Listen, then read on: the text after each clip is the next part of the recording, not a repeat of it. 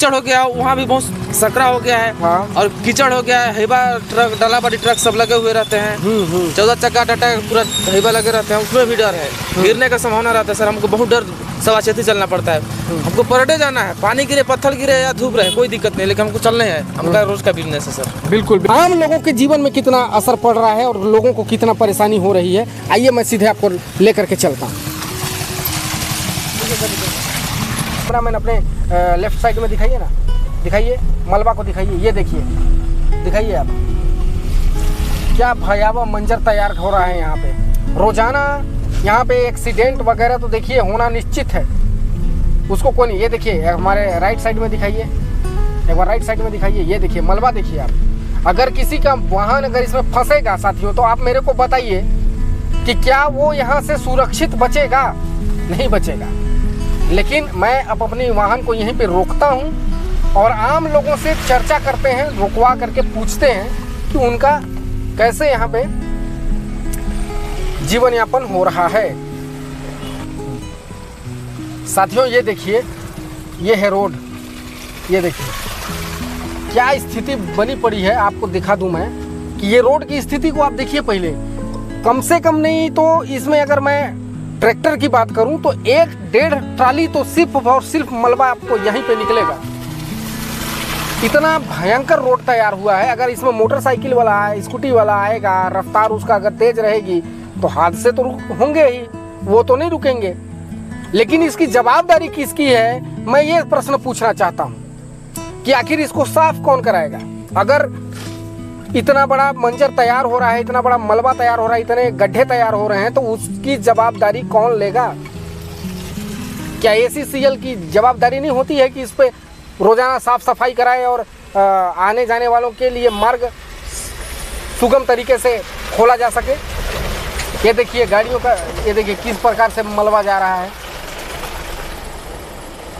इतना भयंकर मंजर तैयार हो रहा है साथियों। देखिए मेरे को यहाँ पे बड़ा देख करके दया आ रहा है, क्योंकि मैं खुद गाड़ी से नहीं उतर पा रहा हूँ दोस्तों, कि मैं अपनी गाड़ी से उतर के आपको दिखा पाऊँ। गाड़ी से ही मैं जो दिखा पाया आपको दिखा पाया। ये स्कूटी वाले को, साइकिल वाले को दिखाइए, ये देखिए, ये आपको प्रत्यक्ष प्रमाण के रूप में मैं दिखा रहा हूँ कि किस प्रकार से ये लोग दाएँ बाएँ इसकी साइकिल खुद हो रही है। ये देखिए साथियों किस प्रकार से हमारी गाड़ी खुद फंस चुकी है। ये देखिए खुद हमारा हमने अब हम क्या बोले, इतना बड़ा भयावह स्थिति हो गया है साथियों। समझ में नहीं आ रहा है कि इस मलबा में गाड़ी फंस गई है, दलदल में। ये देखिए बड़े सतर्कता के साथ मुझे जाना पड़ रहा है। ये पेट्रोल पंप में आकर के मुझे खड़ा होने के लिए जगह मिला है साथियों। यहाँ पेट्रोल पंप में हमारे कुछ साथी भी हैं और इस क्षेत्र के लोग भी हैं। इन लोग से जानेंगे कि आखिर ये कैसे इस रोड का सामना कर रहे हैं। क्या नाम पड़ेगा सर आपका? गजनी। कहाँ जा रहे हैं सर? अंबिकापुर। तो इसमें तो आपका लगातार आना जाना होता होगा इस रोड में?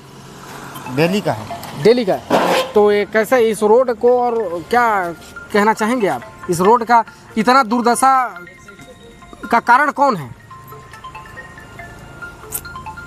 अब माइंस गए, माइंस को मानते हैं आप? तो मानते ना भैया। बिल्कुल। कृष्णा यादव जी, आप तो यहाँ पे 10-12 घंटे अपना समय बिताते हो। आप बताओ कि ये रोड का दुर्दशा, दशा दिशा दोनों ही खराब है। दोनों खराब कर दिए। तो आखिर इसका जिम्मेदार कौन है? बस ACCL का गाड़ी है जितना भी। आखिर ACCL के लोगों की चेतना अभी तक क्यों नहीं जागी है आम लोगों के प्रति? क्या बताएं बस। आखिर कब तक इसका सुधार होगा? अगर बरसात आ जाती है तो कीचड़ हो जाता है, ठंड आ जाती है तो इतना बड़ा रास्ते में पत्थल नुमा इनका तैयार हो जाता है। यही कीचड़ पत्थल बन करके तैयार होकर के सामने निकल जाते हैं। क्यों? आखिर कब तक? तो आए दिन यहाँ एक्सीडेंट होते रहता है। अभी हाल फिलहाल कुछ दिन पहले हुआ था। 10 दिन पहले एक्सीडेंट हुआ था साथियों। 10 दिन पहले हुआ था, जबकि वो पहली दूसरी बारिश थी उस वक्त में। ये बता रहे हैं कल की परसों JCB और पिकअप का हो जा रहा था कीचड़ की वजह से ही। कीचड़ देखिए इतना बड़ा यहाँ पर बना हुआ है ना, कि जब तक उसका समाधान नहीं होगा तब तक हम या हमारी टीम या आम लोगों का जो रोष है ना, अभी मैं अगर गांव में उतर जाऊं तो उसके बारे में बताएंगे कि आखिर क्या है। लेकिन वहाँ पे लोग थे साथियों, मैं बात कर सकता था, लेकिन मेरे को उतरने का जगह ही नहीं मिला वहाँ पे। मैं कहाँ पे उतरता? अगर मैं उतरता तो शायद मेरे पैर अभी कीचड़ में तब्दील हो चुके हो। साथियों आप देखिए मेन रोड कैसे नदी बन गया है।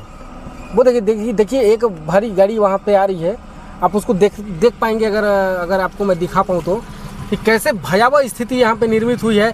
और वही सब मलबा जो मेन रोड में आकर के चढ़ जाता है, वही आम लोगों के लिए घातक साबित हो जाता है। और हमारे साथ कई लोग जुड़ चुके हैं इस पर खास बातचीत करने के लिए। एक मैं गड्ढा दिखाना चाहूँगा आपको, अगर हमारे कैमरामैन अगर दिखा सके तो इस गड्ढे को दिखाइए। बीच रोड में बहुत बड़ा गड्ढा, ये देखिए, और ये पूरी तरह से पैक हो चुका है।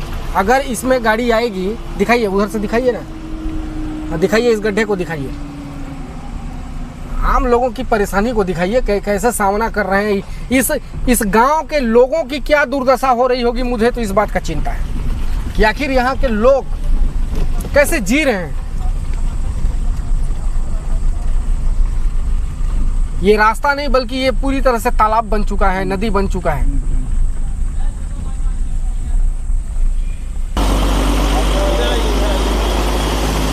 बोलिएगा ना, आपको कोई खतरा तो नहीं है ना?